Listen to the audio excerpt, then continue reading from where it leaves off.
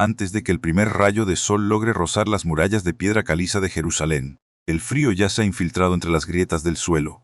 No es un frío suave, es un frío seco, antiguo, que se aferra a los huesos y recuerda a cada cuerpo que la supervivencia no es un derecho, sino una deuda que se paga cada madrugada. En la oscuridad absoluta de una habitación sin ventanas, solo iluminada por el rescoldo moribundo de una lámpara de aceite, una mujer abre los ojos, no por el canto del gallo, no por el llamado de la luz, sino por el dolor. Un dolor familiar punzante que recorre sus dedos hinchados, sus hombros marcados por el roce de la madera y su espalda curva bajo el peso invisible de un mundo que la observa. La juzga y la exige silencio, se levanta. El suelo de tierra pisonada está helado bajo sus pies descalzos, respira hondo. El aire huele a humo rancio, aceite quemado y a esa humedad persistente que nunca abandona las casas de los pobres. No hay tiempo para quejas, no hay espacio para la reflexión. El día ya ha comenzado y con él la rutina de piedra y sangre. Frente a ella, descansando sobre un soporte de madera gastada por años de fricción, se encuentra la herramienta que define su existencia. En todo el mundo la piedra de moler, pesada, fría despiadada, 200 libras de basalto que nadie más tocará, porque ese es el destino de las mujeres sin dote, sin tierras, sin nombre. Se acerca, coloca las manos sobre la superficie rugosa. Los callos se raspan contra la roca, cierra los ojos un instante, reza sin palabras, no pide riqueza, no pide justicia. Solo pide que el grano no se trabe, que la harina salga, que haya pan para los niños antes del mediodía. Entonces comienza. El movimiento es lento al principio, luego otro. El sonido es grave, rítmico, opresivo. Ñefe, cada vuelta es una batalla contra la gravedad y la fatiga. La harina de cebada, oscura y áspera, cae en un cuenco de arcilla agrietada. Sus dedos sangran ligeramente por las rozaduras. No se detiene, no puede detenerse. La ley no contempla el cansancio, el imperio no concede tregua. Solo existe el grano, la piedra y el tiempo que se escurre como agua entre los dedos. Afuera la ciudad aún duerme, pero nunca descansa. Desde la colina del templo, el viento trae el eco lejano de los cánticos matutinos de los sacerdotes, una melodía que suena pureza y orden. Pero aquí abajo, en todo el mundo, en los callejones estrechos donde la luz apenas logra colarse entre los muros de adobe, el orden tiene otro nombre. Vigilancia, se escuchan pasos pesados, metálicos. Son las sandalias con clavos de hierro de la cohorte romana apostadas cerca de la puerta de las ovejas. En todo el mundo. Marcha, el ritmo es implacable, calculado, un recordatorio constante de quién manda, quién cobra, quién puede detener a cualquiera sin dar explicaciones. La mujer acelera el giro de la piedra. El corazón late más rápido, no por miedo a los soldados, sino por la certeza de que, en esta ciudad, hasta el aire tiene dueño. Deja caer la última cucharada de grano. La harina está lista. Pero el día no ha hecho más que empezar. Ahora viene el agua, toma 2 vasijas de barro. Las coloca sobre el suelo. Las ata con cuerdas de lino desgastado. Se las cuelga al hombro. El peso cae como una losa, sale de la casa. La calle está vacía pero no tranquila. Las sombras se alargan. El polvo se levanta con cada paso. 800 metros hasta el estanque de Siloé. 800 metros de adoquines irregulares, de pendientes traicioneras, de miradas que acechan desde las esquinas. Camina, la cuerda corta la piel de burro, el barro se pega a los pies, el sol comienza a asomar, pero no trae calor, trae exposición, trae visibilidad. En Jerusalén ser visto sin propósito es un riesgo. Ser mujer pobre y sin acompañante es una sentencia silenciosa. Llega al borde del agua, el estanque refleja un cielo plomizo. Entoa rodilla, introduce la primera vasija, el agua está helada, sus manos frionos tiemblan. Por la tensión, sabe que, según las escrituras que memorizó de niña, su cuerpo está atravesando un ciclo natural, pero la ley lo llama impureza. 7 días de aislamiento, 7 días de no tocar a nadie, 7 días de lavar todo lo que roza su piel, de evitar el templo, de vivir en los márgenes mientras el resto de la ciudad celebra, comerse a reza. Ella no se queja, acepta, porque la fe no se mide en comodidad, sino en obediencia. Pero hoy el peso de la vasija parece más grande. Hoy el sonido de los pasos romanos suena más cerca. La línea entre lo sagrado y lo prohibido se siente tan delgada como un hilo de lino. ¿Cómo se sostiene la dignidad cuando cada gesto está regulado? ¿Cómo se respira cuando el aire mismo está cargado de impuestos, de vigilancia, de mandatos que exigen perfección en un mundo hecho de hambre y fatiga? No hay respuestas fáciles. Solo hay pan que moler, agua que cargar, leyes que cumplir, y un silencio que grita más fuerte que cualquier espada. Ella levanta las vasijas llenas, el agua se derrama ligeramente por el borde, no importa. Cada gota vale más que el oro de los mercaderes del mercado superior. Da la vuelta, comienza el regreso. En todo el mundo los pasos son mantos ahora, la espalda duele, las manos arden, pero sigue caminando, porque en Jerusalén, año 30 de la era romana, sobrevivir un día más no es un milagro. Es un acto de resistencia silenciosa, y ella sin saberlo ya lo está logrando. Jerusalén no era una ciudad, era un mecanismo de precisión forjado en piedra caliza, diseñada para pesar almas y cobrar tributos. En el año 30 de la era romana, bajo el gobierno del prefecto Poncio Pilato, la capital de Judea funcionaba como un reloj de arena donde cada grano representaba un denario, un suspiro, un acto de sumisión. Desde la colina del monte del templo, el viento traía el eco de los cánticos levíticos, una melodía que prometía orden divino. Pero al descender por las escalinatas de la ciudad baja, el aire cambiaba. Envolvía denso, olía a estiércol seco, a cuero chamuscado, a especias baratas y al sudor agrio de miles de cuerpos apiñados en calles que no medían más de 2 metros de ancho. Allí la geografía era un mapa de poder. La ciudad alta, con sus mansiones de mármol importado y patios ajardinados, pertenecía a los sumos sacerdotes, a los saduceos, a los mercaderes que comerciaban con telas de Tiro y vino de Gaza. Vivían cerca del templo, respiraban su aire purificado, cobraban los impuestos sagrados, y desde sus terrazas, observaban el resto de la población como quien observa un rebaño al que hay que esquilar antes del invierno. Más abajo, donde las sombras nunca se iban del todo, habitaba la multitud invisible. Artesanos, cargadores, el viudas, huérfanos, mendigos, gente cuyas manos callosas sostenían la economía de la ciudad, pero cuyos nombres jamás aparecerían en los registros del Sanedrín. Ellos no poseían tierras, no poseían casas propias, alquilaban habitaciones en edificios de 3 pisos construidos con barro y piedra sin tallar, donde la humedad trepaba por las paredes y el moho devoraba los techos. Dormían sobre esterillas de junco. Comían lentejas cocidas en agua salada y sobre todo pagaban el impuesto al templo, que exigía medio ciclo de plata por cada varón mayor de 20 años. Pagaban el impuesto de aduana por cada mercancía que cruzaba las murallas. Pagaban el tributo directo a Roma, recaudado por publicanos judíos que trabajaban para el imperio y que a cambio se llevaban una comisión fija. Si no podías pagar, tus herramientas eran confiscadas. Si no podías pagar, tu familia era vendida como servidumbre por deudas. Si no podías pagar, la ley religiosa te declaraba impuro. Y en una sociedad donde la pureza ritual equivalía a ciudadanía de segunda, ser pobre no era solo una condición económica, era una sentencia espiritual. La ocupación romana no se manifestaba solo con espadas, se manifestaba con arquitectura. La fortaleza Antonia, una mole cuadrada de piedra blanca que dominaba la esquina noroeste del recinto del templo, era el ojo de Roma sobre Judea. Desde sus almenas, los legionarios de la Exfretensis vigilaban cada movimiento. No había plaza sin un centurión. No había camino sin un puesto de control. Cada entrada a la ciudad era un cuello de botella donde se revisaban las mercancías, se contaban las cabezas y se recordaba, con gestos secos y voces metálicas, quién tenía el derecho de vida y muerte. Los soldados no hablaban arameo. No entendían las disputas sobre la ley de Moisés. Para ellos, Jerusalén era un polvorín que solo necesitaba una chispa para arder. Y su trabajo era asegurar que esa chispa nunca llegara a los reservorios de aceite sagrado. Mantenían el orden con disciplina prusiana. Patrullaban en grupos de 8. Sus sandalias con clavos de hierro marcaban el ritmo de la ciudad. Un sonido constante, predecible, aterrador. Cuando ese sonido se acercaba, los comerciantes bajaban la voz, las mujeres ajustaban sus velos, los hombres apartaban la mirada. La obediencia no se pedía, se respiraba. En este escenario de 2 imperios superpuestos, la vida cotidiana se convertía en un acto de equilibrio imposible. Por un lado, la ley. 613 ordenanzas que regulaban cada gesto, cada alimento, cada contacto físico. La separación entre lo puro y lo impuro no era simbólica, era física, tangible, económica. Si un hombre tocaba un cadáver, debía lavarse y esperar hasta el atardecer antes de entrar en el mercado. Si una mujer menstruaba, todo lo que su cuerpo rozaba se volvía contagioso ritualmente. Si un leproso cruzaba la calle sin gritar impuro, podía ser apedreado por poner en riesgo la santidad colectiva. El sistema no estaba diseñado para perdonar.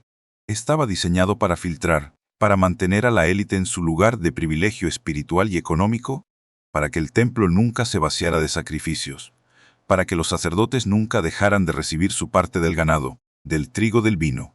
La religión era la estructura, la economía era el engranaje, el combustible que mantenía la máquina en marcha. Por otro lado, el César, Roma, no quería convertir a nadie. No le interesaba la teología. Le interesaba el flujo de grano, el control de las rutas comerciales, la estabilidad de las provincias orientales. Judea era una pieza pequeña en un tablero enorme, pero peligrosa, porque los judíos no se doblegaban fácilmente a la idolatría. porque se negaban a colocar imágenes del emperador en sus sinagogas, porque su concepto de rey no coincidía con el de un dios viviente en Roma. Así que el imperio aplicaba una política de presión calculada. No intervenía en los asuntos religiosos siempre que no amenazaran el orden público. Pero si un profeta comenzaba a congregar multitudes en el desierto, si un celote levantaba un cuchillo contra un recaudador, si una revuelta estallaba en las calles del barrio de los curtidores, la respuesta era inmediata: detenciones masivas, juicios sumarios, crucificaciones en las colinas visibles desde la ciudad, donde los cuerpos se dejaban pudrir como advertencia permanente. El mensaje era claro: la libertad de conciencia existía solo hasta donde terminaba la paciencia de la legión. Entre estos dos mundos, la gente común aprendió a sobrevivir en los intersticios. Sabían cuándo pagar y cuándo esconder una moneda. Sabían cómo fingir devoción para evitar la mirada del guardia. Sabían que la santidad no se medía en el corazón, sino en la balanza del mercader del templo.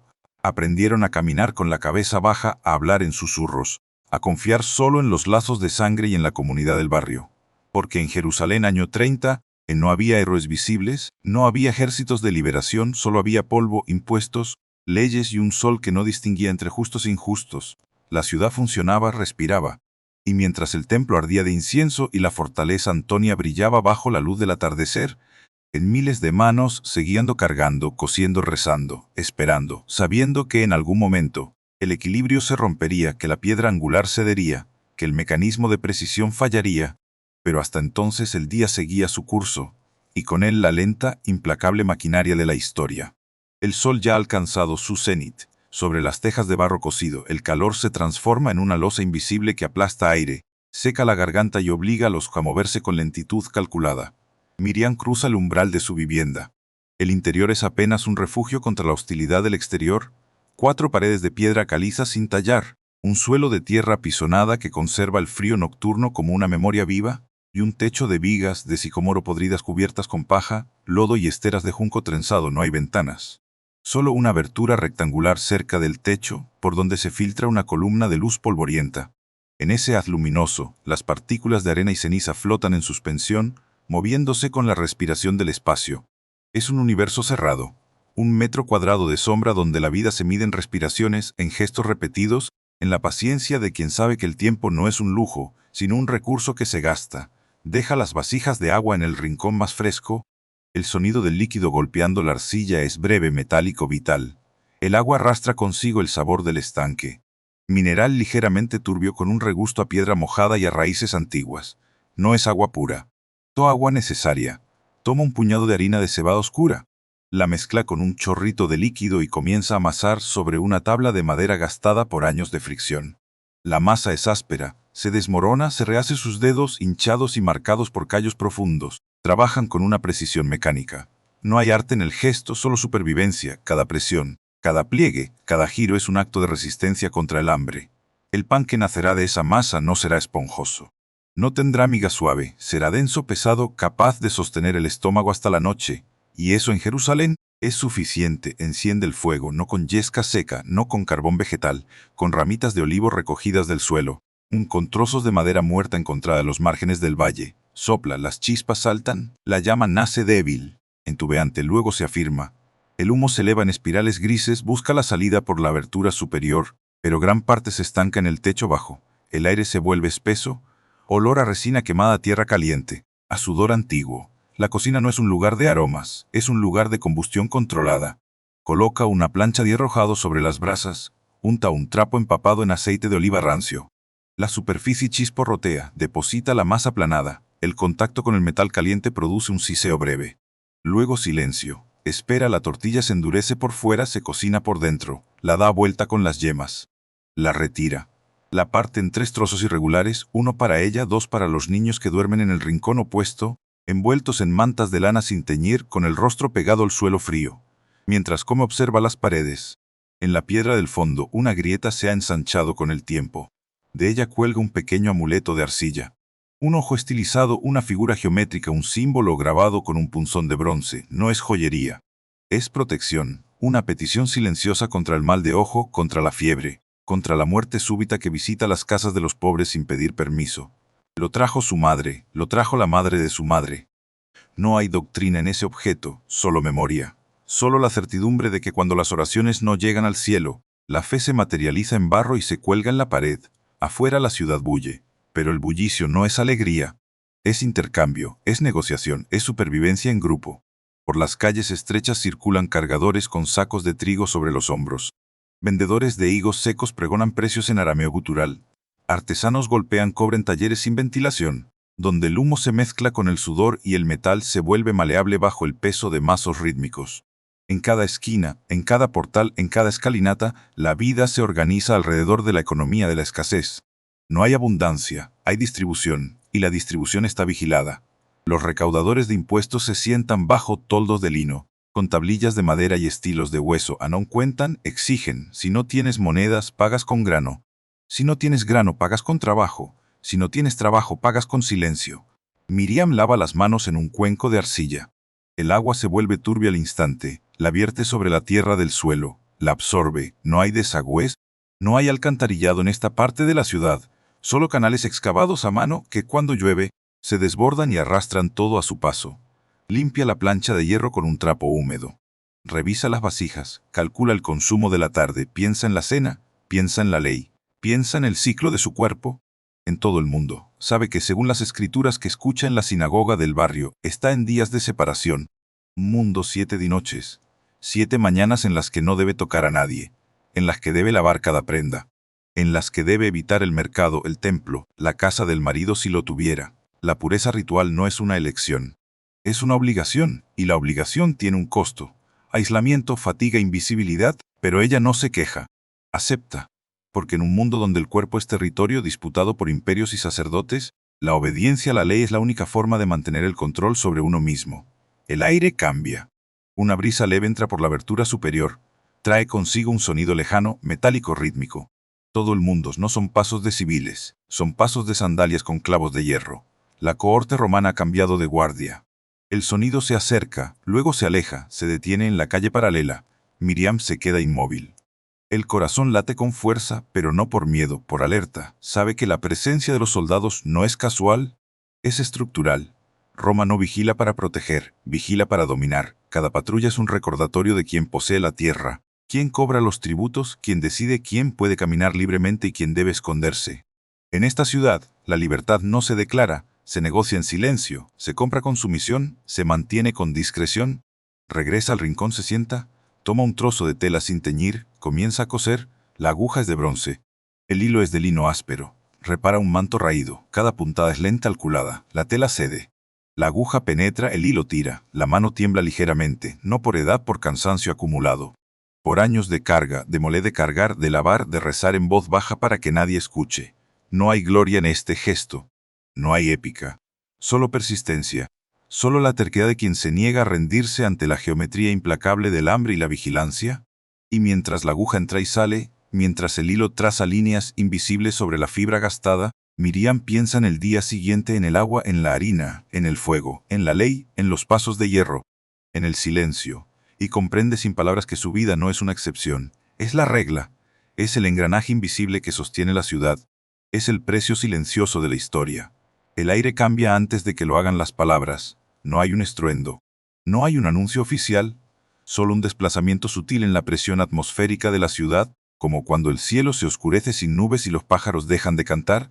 Jerusalén, que hasta ayer respiraba con la rutina mecánica del mercado, el templo y la vigilancia, ahora inhala con una inquietud contenida. Los rumores no llegan desde el norte ni desde las colinas de Galilea. Brostan del subsuelo mismo de la ciudad baja.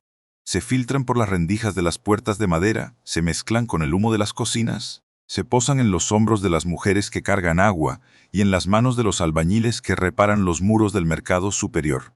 Un nombre, o más bien un eco de un nombre, Yeshua, no se pronuncia en voz alta al principio, se susurra. Se repite como un conjuro, como una advertencia, como una semilla que cae en tierra seca y comienza a agrietar la piedra. Miriam lo escucha por primera vez junto al estanque. No es un grito, es un roce. Dos mujeres mayores, sentadas en un banco de piedra, lavando telas en un ritmo antiguo, intercambian frases entrecortadas. Hablan de un hombre que camina por los márgenes del lago, que toca a los intocables, que sana sin cobrar, que habla de un reino que no paga impuestos a Roma ni exige ciclos de plata al templo. Miriam no mira directamente. Sigue tallando la arcilla con sus dedos. pero el agua que recoge sus manos parece más pesada. Sabe que las palabras son peligrosas. En una ciudad ocupada un profeta no es un salvador, es un detonante y los detonantes tarde o temprano encuentran pólvora. La reacción del poder no tarda, no viene en forma de decretos grabados en piedra. Vienen pasos, vienen miradas. Vienen la forma en que los recaudadores de impuestos cambian sus posturas bajo los toldos de lino. Antes contaban monedas con indiferencia, ahora cuentan cabezas con recelo. Los centuriones romanos, que antes patrullaban con un ritmo predecible, ahora varían sus rutas, aparecen en horas inesperadas. Detienen a mercaderes por inspección de mercancías, confiscan herramientas por falta de licencia. No gritan, no golpean, solo observan, calculan. La ocupación no se manifiesta con espadas desenvainadas, sino con la geometría implacable del control. Roma no necesita entender la teología judía, solo necesita identificar el punto de ruptura. Y sabe que ese punto no está en las sinagogas, está en las calles. Está en las multitudes que dejan de comprar, que dejan de pagar, que comienzan a mirar hacia el horizonte con una esperanza que la ley no puede cuantificar. El Sanedrín, por su parte, reacciona con la frialdad de quien defiende un sistema, no una fe. Los sumos sacerdotes, los saduceos escribas no temen a un milagro, temen a la inestabilidad, temen que un movimiento de masas, por pacífico que parezca, altere el equilibrio delicado que mantiene a Judea bajo la bota de Pilato sin provocar una masacre general. En Bien emisarios, hacen preguntas capciosas, citan pasajes de la Torá para enredar, no para iluminar. Predican obediencia, predican silencio. Predican que la salvación no llega con palabras en las calles, sino con sacrificios en el altar. Pero el altar ya no basta. Las ofrendas de trigo, de corderos, de vino, se acumulan en los patios del templo como un inventario que no tiene salida. La gente ya no mira hacia arriba con devoción. Mira hacia los lados, busca confirmación, busca compañía. La fe de repente ya no es un acto vertical entre el hombre y Dios. Todo el mundo es horizontal, se vuelve comunitaria, se vuelve peligrosa. En las casas de la ciudad baja, la tensión se traduce en gestos cotidianos. Los hombres hablan en volúmenes más bajos. Las mujeres cierran las puertas antes del atardecer. Los niños juegan menos en las calles principales. Los mercados se vacían más rápido al mediodía. No hay pánico, hay vigilancia interna, una autocensura que nace del instinto. Porque en Jerusalén, año 30, la palabra incorrecta, en el momento equivocado, puede costar la casa, el trabajo, la libertad. Miriam lo siente en su propia piel. Su ciclo de impureza ritual coincide con estos días de ebullición. Según la ley debe aislarse, debe evitar el contacto, debe lavar cada prenda, cada vasija, cada utensilio que roce, pero el aislamiento en un contexto de tensión colectiva se vuelve un lujo imposible.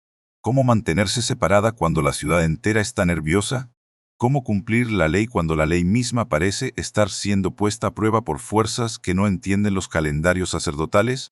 Ella sigue lavando, sigue moliendo, sigue cosiendo, pero sus manos tiemblan un poco más, sus ojos buscan las esquinas con más frecuencia, su respiración se vuelve más corta, los rumores se densifican, ya no son susurros aislados, son corrientes. Hablan de un hombre que entra en el templo sin pedir permiso, que voltea mesas, que llama hijos a los que la élite desprecia. El mundo hablan de multitudes que lo siguen sin llevar ofrendas. Hablan de soldados que se retiran sin disparar una flecha.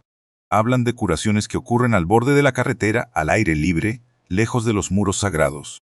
Cada historia es un hilo que se teje en el aire, y cada hilo tira de otro, que durante décadas aprendió a sobrevivir mediante la sumisión calculada. Ahora enfrenta una pregunta que no tiene respuesta en los manuales de los recaudadores. ¿Qué pasa cuando el silencio ya no protege? ¿Qué pasa cuando la esperanza deja de ser un consuelo privado y se convierte en un acto público? Roma responde con más clavos en las sandalias, más puntos de control, más interrogatorios breves en los callejones. El prefecto Pilato, desde la fortaleza Antonia, no ordena ejecuciones masivas, no las necesita, ordena presencia. En todo ordena visibilidad, ordena que el miedo sea un recordatorio constante, no un evento extraordinario. Los legionarios no hablan de profetas, hablan de orden, de estabilidad de la cadena de mando. Pero sus ojos, entrenados para leer multitudes, ven lo mismo que los sacerdotes. Un cambio de fase, la gente ya no solo obedece. Cuestione la pregunta en un imperio es el primer síntoma de la ruptura. Miriam regresa a su habitación. Cierra la puerta, se sienta en el suelo de tierra. Escucha, afuera la ciudad sigue su ritmo, pero el ritmo ha cambiado. Es más rápido, más irregular, frágil.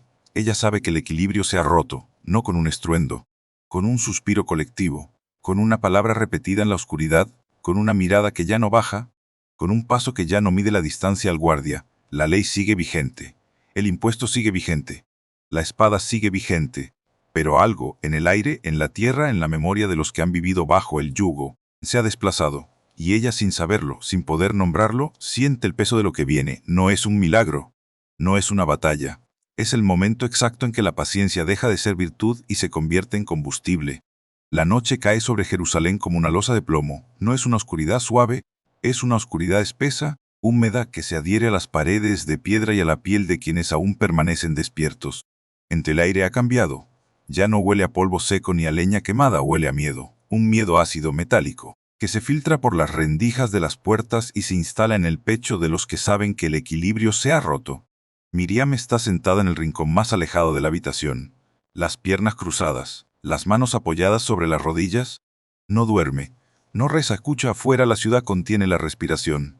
Los perros callejeros han dejado de ladrar. Los mercaderes han guardado sus mercancías. Los vigilantes del barrio caminan con pasos más lentos, más pesados, como si el suelo mismo les negara el apoyo. Algo está por suceder. No es un rumor, no es una profecía. Es una certeza física. La presión atmosférica ha descendido. El viento ha cesado. Hasta las sombras parecen haberse detenido. En la fortaleza Antonia, las antorchas arden con una llama amarillenta, alimentadas por aceite de oliva rancio y grasa animal. Los centuriones revisan los rollos de cera. Las órdenes llegan por mensajeros a caballo, con sellos de lacre rojo y voces roncas que no dejan espacio para la duda. No hay debate, no hay deliberación. Solo hay instrucciones. Reforzar las puertas del templo, duplicar las patrullas en la ciudad baja, prohibir toda congregación después del ocaso, preparar los maderos, afilar las espadas. Los legionarios no cuestionan, obedecen. Para ellos, Judea es un polvorín que requiere una mecha controlada. Y cuando la mecha se enciende, la pólvora explota. No hay misericordia en la geometría del imperio. Solo hay cálculo. Solo hay eficiencia. Solo hay el ritmo implacable de las sandalias con clavos sobre la piedra ñefé. El sonido no es un aviso. En tono es un recordatorio. Roma no negocia. Roma ejecuta en el templo. Los sumos sacerdotes se reúnen en el patio interior. Las túnicas de lino blanco contrastan con la oscuridad circundante. Los rostros están graves. Las miradas, encalculadoras. No hablan de fe, hablan de control. Hablan de la multitud que se aglomera en las colinas. Hablan del hombre que cuestiona la autoridad del Sanedrín. Hablan de la ira de Pilato. El equilibrio entre Roma y el sacerdocio es un hilo de seda. Si se tensa, se rompe, y si se rompe, el templo arde. Las órdenes son claras: entregar al agitador antes del amanecer, evitar el baño de sangre, mantener la paz a cambio de sangre. La ley sagrada se doblega ante la ley del César. No hay herejía en la traición. Solo hay supervivencia institucional. Los sacerdotes firman con sellos de bronce. La tinta negra se seca rápido en el aire frío. El destino está sellado no por odio, por conveniencia. Por el miedo a perder lo que queda de poder en un mundo que cambia de manos cada vez que un ejército cruza el Éufrates. Miriam siente el peso de lo que no se dice. No conoce los nombres, no ve los sellos, pero percibe la vibración. La tierra tiembla levemente, no por un terremoto, por el paso de miles de pies que se alinean en la oscuridad. Las puertas de madera de la ciudad se cierran con estruendo. Los cerrojos de hierro caen con un golpe seco. El sonido resuena en los callejones como un disparo. Nadie protesta, nadie pregunta. Todos saben que la noche ya no pertenece a los hombres. Pertenece a la anticipación, al silencio antes del grito. Miriam se levanta, camina hacia la abertura del techo, mira hacia la colina. Las antorchas de los soldados forman una línea continua, una serpiente de fuego que rodea la ciudad. No hay estrellas, solo llamas, solo sombras, solo el latido del corazón que marca el ritmo de una cuenta regresiva. 1, 2, 3, el aire se vuelve más denso, la garganta se cierra, las manos sudan, no por calor. En todo el mundo, el punto de no retorno ha sido cruzado. No hay marcha atrás, no hay tregua, no hay refugio. En las casas de la ciudad baja las familias se apiñan. Los hombres afilan cuchillos de bronce. Las mujeres esconden monedas de cobre en jarrones de barro. Los niños duermen con los ojos abiertos, sin llorar, sin moverse. La fe no se expresa con cánticos, se expresa con quietud, con resistencia pasiva, con la decisión de no huir porque no hay hacia dónde. Los caminos están bloqueados, las colinas vigiladas, el desierto hostil. La única opción es esperar. Esperar a que el reloj marque la hora, esperar a que la puerta se abra, esperar a que el destino baje la escalinata con pasos de hierro. Miriam vuelve a sentarse, apoya la espalda contra la pared fría.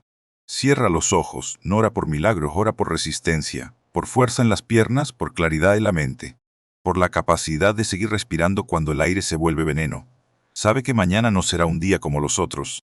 Sabe que la rutina se romperá, sabe que el dolor tendrá un nombre, y aún así se prepara. Lava las manos. Recoge los trozos de tela, alinea las vasijas vacías, cada gesto es un acto de defianza silencioso. El mundo cada movimiento es una afirmación, sigo aquí, sigo de pie, sigo viva, el viento vuelve, pero no trae alivio. Trae ceniza, un polvo fino, gris, que cae del cielo como nieve sucia, no es lluvia, es anticipación. Es el cielo que se desgarra antes de la tormenta. Las lámparas de aceite parpadean. Las llamas se inclinan hacia un lado, como si algo invisible las empujara, como si la gravedad misma cambiara de dirección. Miriam abre los ojos. Mira sus manos, las venas marcadas, la piel agrietada, la tierra bajo las uñas. No son manos de heroína. Son manos de superviviente, manos que han molido grano, que han cargado agua, que han cosido mantos, que han limpiado sangre, manos que han tocado lo prohibido, manos que han obedecido lo imposible. Sin embargo, siguen cerrándose y abriéndose, siguen funcionando, siguen manteniendo el ritmo, el corazón late, los pulmones se expanden, el cuerpo responde, no con valentía, con inercia, con la terquedad biológica de no rendirse antes del final. Afuera un cuervo grazna una vez, 2 veces, 3 veces, el sonido corta el silencio como un cuchillo. Luego nada, solo la respiración, solo el tiempo, solo la cuenta regresiva que ya no necesita reloj. Porque el tiempo ya no mide horas, mide latidos, mide respiraciones, mide pasos y los pasos se acercan. Más fuerza cerca, más inevitables, la noche ha caído, el umbral ha sido cruzado, y en la oscuridad, sin testigos, sin aplausos, sin profecías cumplidas, una mujer espera. Sabe lo que viene, y aún todo el mulle no grita. No se rompe, respira, y en esa respiración, en esa simple, brutal, hermosa resistencia, reside la única verdad que el imperio no puede conquistar. La vida que se niega a ser apagada antes de tiempo. La noche ha caído por completo. Jerusalén ya no respira, contiene el aliento. Miriam camina por el callón lateral, pegada a la pared de piedra fría. Su manto oscuro se funde con las sombras. Cada paso es calculado. Cada sonido un riesgo. El pozo destiló a 600 metros de adoquines resbaladizos, esquinas donde la luz de las lámparas no llega, de puertas cerradas a cal y canto, no hay luna. Solo un cielo plomizo que pesa sobre los tejados. El aire huele a humedad, a tierra removida y a ese olor metálico que precede a la tormenta. No lleva moneda, no lleva salvoconducto. Solo lleva 2 vasijas de barro atadas con cuerdas de lino desgastado y lleva el miedo, un miedo frío, silencioso que le recorre la columna como una línea de hielo. Sus pies descalzos conocen cada irregularidad del camino. La cuerda corta el hombro izquierdo. El peso de las vasijas vacías parece mayor que el de las llenas, porque el vacío es incertidumbre, porque el vacío es vulnerabilidad. A su alrededor la ciudad está muerta en apariencia, pero debajo del silencio late algo, un ritmo de sandalias con clavos, un susurro de armaduras, un crujido de correas de cuero. Los centuriones no duermen, y cuando patrullan no buscan ladrones, buscan anomalías, buscan a quien se mueve sin permiso, sin propósito visible, sin el sello de la autoridad. Miriam aprieta el paso. No corre, correr llama la atención. Camina con la urgencia disfrazada de rutina. La rutina es el único escudo que le queda. Llega al borde del estanque. El agua refleja la oscuridad como un espejo negro. El frío sube por las piedras, se arrodilla. El contacto con la roca húmeda le atraviesa las rodillas. Introduce la primera vasija. El agua entra con un sonido sordo. Fría, pesada, real. Mientras el barro se llena, sus ojos no dejan de escanear el perímetro, las columnas de piedra, las escalinatas desgastadas, las sombras que se alargan entre los arcos. Todo parece vacío, pero en Jerusalén, el vacío es una ilusión. La ocupación no necesita estar presente para ser sentida. Basta con saber que puede aparecer en cualquier instante. Cierra los ojos un segundo, reza sin palabras. No pide salvación, pide discreción. Pide que la noche la cubra, pide que el agua alcance para el sábado. Entonces el sonido no es lejano, está cerca, demasiado cerca, pasos rítmicos, sincronizados. Edulmundo en chocar mélico las grebas contra la piedra, el crujido de la cota de malla. Miriam se queda inmóvil. No se levanta, no gira la cabeza, solo contiene la respiración. Las sombras se mueven, 3 figuras emergen del arco oeste. Togas oscuras, basarmaduras, cascos con crestas de crin de caballo, espadas cortas en la cadera, escudos rectangulares con el emblema la legión. No hablan arameo, hablan latín, palabras secas, guturales que cortan el aire como cuchillos. State que envidetis, deteneos. ¿A quién veis? Miriam no responde. Mundo no debe. Las mujeres pobres no llevan documentos, no tienen registro, no existen para el censo imperial. Solo son manos que trabajan, cuerpos que cargan, silencios que obedecen.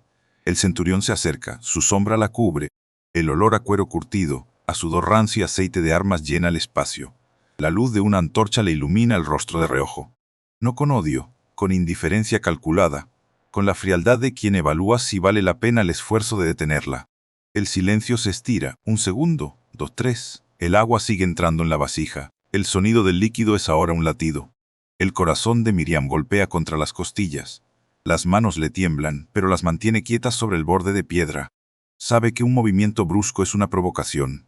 Sabe que una mirada directa es un desafío. Sabe que en este imperio, la supervivencia no se gana con valentía, se gana con invisibilidad. El centurión ladea la cabeza. Sus ojos recorren el manto raído, las vasijas de barro, los pies descalzos, las manos agrietadas. No ve una amenaza, ve un engranaje, ve a alguien que no perturba el orden. Ve a una pieza más de la maquinaria que sostiene la ciudad. Hace un gesto seco con la mano. Id, no es compasión, es pragmatismo, es el cálculo de quien pierde menos tiempo. Los soldados giran, sus pasos se alejan, el sonido se funde con la noche. Miriam no se mueve hasta que el eco desaparece por completo. Entonces exhala. Un aire largo, tembloroso que le quema los pulmones. Las lágrimas no caen por dolor, caen por alivio. Por la certeza brutal de que una vez más la vida le fue concedida no por derecho, sino por omisión. Termina de llenar la segunda vasija. Las ata con las cuerdas, se levanta. El peso es inmenso. Pero los hombros no ceden, da la vuelta. Comienza el regreso. Cada paso es más lento, pero más firme. El agua se mece dentro del barro. Un sonido rítmico tranquilizador. La ciudad sigue dormida o finge estarlo. Las puertas permanecen cerradas. Las ventanas ciegas. Nadie sabe lo que pasó en el estanque. Nadie lo sabrá nunca. No hay testigos, no hay crónicas. Solo hay una mujer, 2 vasijas y un camino de piedra que lleva de vuelta a la oscuridad de su habitación. Pero algo ha cambiado. No en el mundo. Ha mirado de frente al abismo. ¿Ha sentido el aliento del poder sobre su nuca? Ha comprendido que la ocupación no solo cobra impuestos, cobra miradas, cobra gestos, cobra el derecho a existir sin permiso. Y aún así camina, aún así carga, aún así vuelve, porque el agua no espera, porque los niños no entienden de imperios. Porque el sábado llega y con él la ley, el fuego, la harina, la rutina que no se detiene. La noche la envuelve. La carga la define. El silencio la protege y en ese silencio, sin héroes, sin espadas, sin palabras grabadas en piedra, late la única verdad que resiste al tiempo. La vida que se niega a ser borrada, el camino de regreso es más largo. No por la distancia física, que apenas supera los 600 metros, sino por el peso acumulado en los hombros, en todo el mundo, en la espalda, en el centro del pecho. El agua en las vasijas se mueve con cada paso, un líquido traicionero que oscila dentro del barro, amenazando con derramarse y anular el sacrificio de la noche. Miriam no mira hacia atrás. No hay gloria en lo que acaba de suceder junto al estanque. Solo hay un alivio frío, seco, que se instala en los pulmones y se mezcla con el cansancio extremo. Y el alivio, en Jerusalén ocupada, es un lujo que se paga con fatiga inmediata. Sus pies descalzos arrastran el polvo compactado de los callejones. La cuerda de lino, endurecida por el sudor y el uso, le ha cortado la piel del hombro izquierdo, dejando una línea roja e inflamada que pronto se volverá morena y dejará una cicatriz permanente. No la toca, no tiene tiempo ni espacio para el dolor propio. El dolor es un compañero silencioso, un invitado que no paga alquiler pero ocupa cada rincón del cuerpo. Las calles permanecen vacías. La ciudad contiene la respiración colectiva. Las puertas de madera reforzadas con hierro están cerradas a cal y canto. Los vigilantes del barrio, hombres mayores con lanzas de madera y túnicas raídas, han desaparecido en sus puestos de guardia improvisados, dejando solo el viento como testigo. El aire arrastra hojas secas de sicomoro, ceniza fría de las hogueras apagadas y ese olor inconfundible a piedra mojada que precede a la madrugada. Miriam camina pegada a las paredes aprovechando la sombra densa de los muros de piedra caliza. Según las escrituras y la tradición oral transmitida de madre a hija, el día que está por comenzar es sagrado. El sábado, 24 horas de descanso absoluto, de prohibición de encender fuego, de carga prohibida, de trabajo suspendido, y sin embargo, aquí está cargando, caminando, sobreviviendo en el umbral de lo prohibido. La ironía no le duele. La realidad le pesa más que el agua. La necesidad no entiende de calendarios sacerdotales. La hambre no respeta el séptimo día. Llega finalmente a la puerta baja de su vivienda. La empuja con el hombro derecho, evitando hacer ruido. La madera vieja cruje apenas, un sonido seco que se pierde en la penumbra. El interior está sumido en una oscuridad casi total. La lámpara de arcilla se ha consumido. El rescoldo bajo la capa de ceniza aún conserva un calor débil, un pulso térmico que anuncia la vida latente. Se arrodilla junto al cuenco principal de almacenamiento. Vierte el contenido de la primera vasija. El sonido es sordo, profundo, vital. El líquido llena el recipiente hasta el borde, reflejando la luz tenue que se filtra por la grieta del techo. Cierra los ojos un instante. Exhala lentamente. El aire de la habitación está cargado con el olor a tierra húmeda, a lana sin teñir, a pan duro guardado bajo un paño de lino áspero. Es el olor de la supervivencia cotidiana. El olor de los que no tienen nombre en los registros del templo, pero que mantienen en pie en la economía invisible de la ciudad con sus manos, sus espaldas y su silencio. Se levanta con dificultad, recorre la estancia con pasos lentos, midiendo cada movimiento para no despertar a los que duermen. Los niños descansan en el rincón opuesto, envueltos en mantas de lana gruesa, con el rostro pegado al suelo frío. Sus respiraciones son lecas, completamente ajenas al peso del imperio, ajenas a las leyes de pureza ritual, ajenas a los centuriones y sus sandalias con clavos. Miriam los observa desde la distancia, no los toca. Aún no es el momento, la ley es clara, 7 días de separación, 7 días de no rozar la piel de otro. Pero la ley no cocina, la ley no carga agua desde el pozo. La ley no amasa la harina oscura que alimenta a los huérfanos y a los ancianos. Ella sí lo hará en silencio, trazando una línea invisible entre lo prohibido y lo necesario, entre el mandato celestial y la urgencia terrenal. Prepara el lecho para el día que viene. Una esterilla de junco trenzado sobre el suelo de tierra apisonada. Se sienta. Las piernas le tiemblan incontrolablemente. Los músculos de la espalda baja están contraídos, duros como cuerdas tensadas a punto de romperse. Apoya la frente contra rodillas, no llora. Las lágrimas son un lujo para quienes tienen tiempo de sobra para la desesperación contemplativa. En todo el mundo tiene el tiempo justo, medido en latidos, para sobrevivir hasta que el sol salga por completo. Respira hondo. El aire frío le entra por la nariz, le reseca la garganta, le recuerda con crudeza que sigue viva. Afuera, un perro callejero y a lo lejos, un sonido largo y melancólico que se pierde entre las callejuelas. Un gallo responde desde el patio de un vecino. La noche comienza a ceder, el cielo se aclara lentamente, pasando del negro absoluto al azul oscuro, luego al gris plomizo y finalmente a un tono pálido que anuncia el amanecer. Jerusalén despierta, pero no con júbilo, con resignación milenaria. El sábado se acerca, la pausa forzada por la tradición. Los mercaderes cierran sus puestos en el mercado superior. Los albañiles dejan sus cinceles de bronce. Los sacerdotes se preparan para los sacrificios matutinos, vistiendo túnicas blancas inmaculadas. La ciudad se detiene formalmente, pero dentro de estas 4 paredes, el silencio es relativo cargado de significado. Miriam sabe que el descanso no es un regalo divino, es una tregua, una pausa en la rueda que nunca se detiene del todo. Mañana, cuando el sábado termine y la ley permita volver a la carga, regresará la piedra de moler, regresará el camino al pozo, regresarán las cuerdas que cortan la piel, regresarán los pasos metálicos de los soldados. Regresará el miedo silencioso, regresará la rutina, y ella estará allí, porque no existe alternativa, porque la historia oficial no la recordará, porque su nombre no aparecerá en ninguna inscripción de mármol, ni en ningún rollo de pergamino conservado en las cámaras del templo. En todo el mundo, pero su existencia está grabada indeleblemente en el barro de las vasijas, en el polvo del camino, en la harina que alimentó a los suyos, en el agua que sació la sed de los débiles. Se levanta, camina hacia la abertura rectangular del techo, mira hacia la colina sagrada. Las primeras luces del alba iluminan los muros blancos del recinto, los pórticos dorados, las escalinatas interminables que conducen al lugar santo. Todo brilla bajo la luz matutina. Todo parece ordenado, perfecto, eterno. Pero ella conoce la verdad que el bronce y la piedra no muestran. La eternidad aparente se construye sobre espaldas encorvadas. La santidad ritual se mantiene con manos callosas y sangrantes. La paz pública se compra con silencio obligado. Y mientras el sol comienza a ascender, derramando una luz dorada y fría sobre las tejas de barro cocido, Miriam regresa al interior.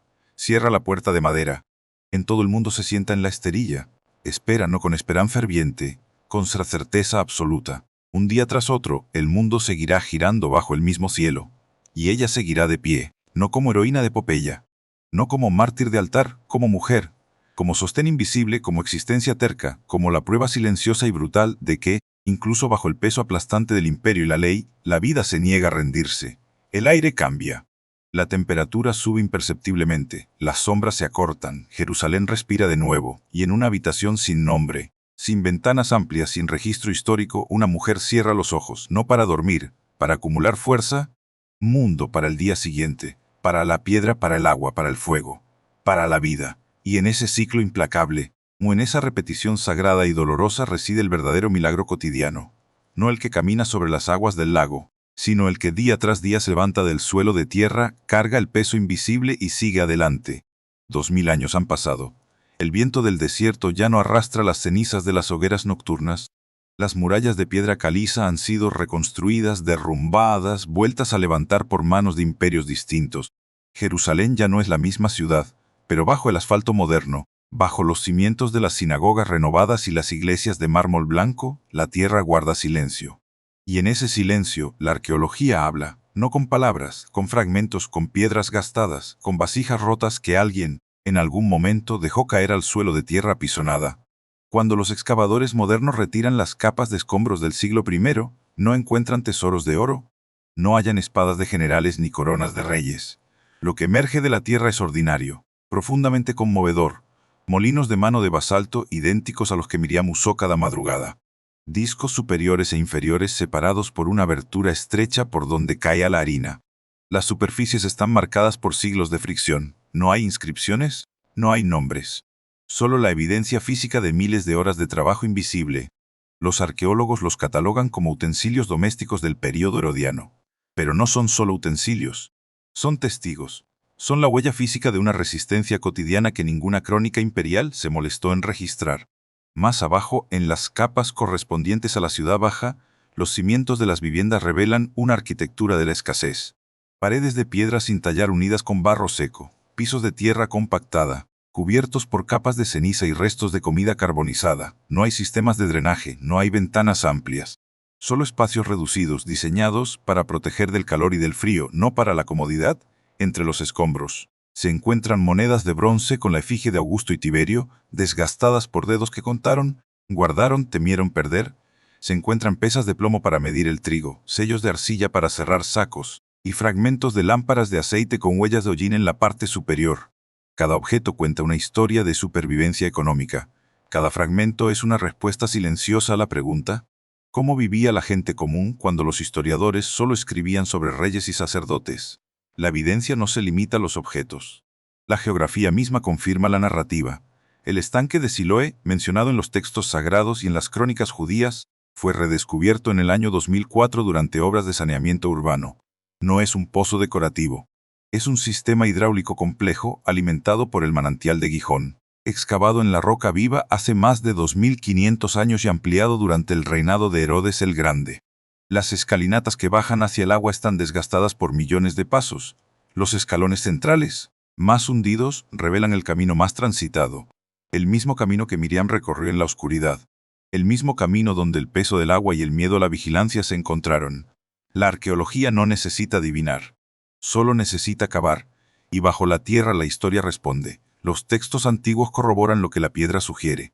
Flavio Josefo, en sus Antigüedades judías, describe la ciudad como un lugar de multitudes apretadas, mercados ruidosos y templos resplandecientes, pero también menciona la pobreza extrema de los barrios periféricos, la carga de los impuestos y la vigilancia constante de las guarniciones romanas. Compilada siglos después, pero basada en tradiciones orales del período, detalla con precisión quirúrgica las leyes de pureza ritual, los tiempos de lavado, las distancias permitidas en sábado y las sanciones por infringirlas. No son relatos de fe abstracta, son manuales de convivencia.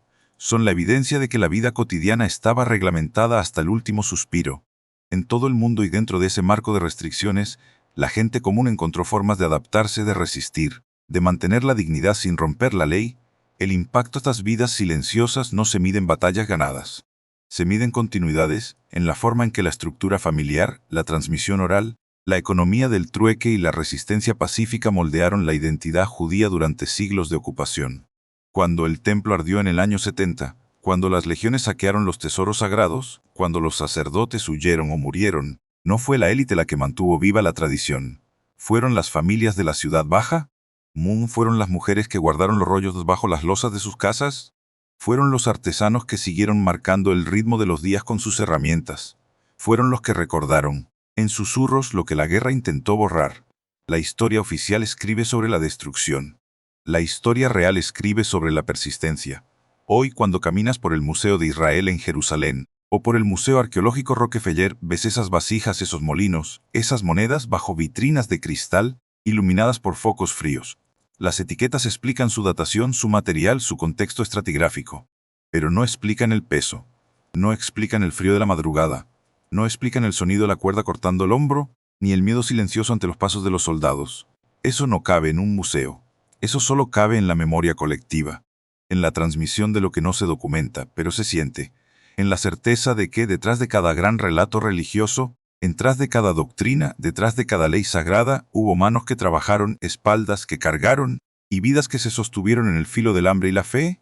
El verdadero milagro no fue caminar sobre el agua, no fue dividir el pan para miles, no fue la resurrección anunciada por ángeles. El verdadero milagro, el que se repite cada amanecer desde hace milenios, es la decisión de levantarse, de moler, de cargar, de cumplir, de seguir adelante cuando el sistema te reduce a un número, cuando la ley te marca como impuro, cuando el imperio te ignora. Ese milagro no necesita testigos divinos, se basta a sí mismo, y está escrito en la tierra, en la piedra del mundo, en el barro, en la memoria de quienes sin saberlo sostuvieron el peso del mundo sobre sus hombros cansados. Si esta historia resonó en ti, si el silencio de Miriam te recordó a otros silencios que aún persisten hoy, suscríbete al canal. Cada semana desenterramos un fragmento más de lo que la historia oficial olvidó. No para glorificar el pasado, para entender el presente, para recordar que detrás de cada imperio, detrás de cada ley, detrás de cada dogma, siempre hay una mujer, un hombre, una familia esperando que amanezca. Y mientras lo hace, la rueda sigue girando, la piedra sigue moliendo, el agua sigue corriendo. Terca, implacable, hermosa, se niega a rendirse,